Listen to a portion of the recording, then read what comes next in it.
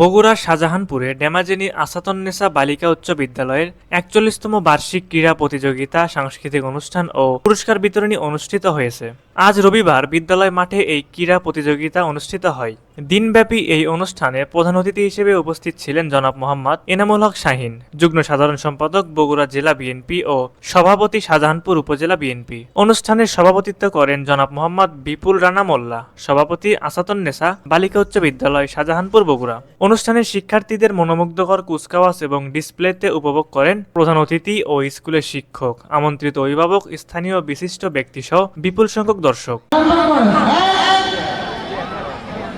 2 3 4 5 6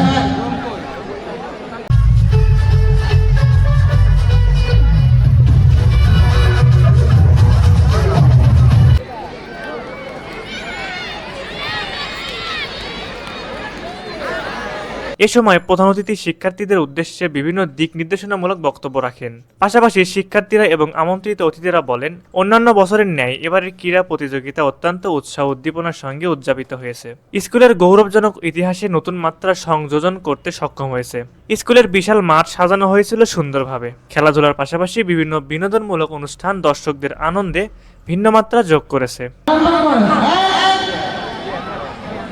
2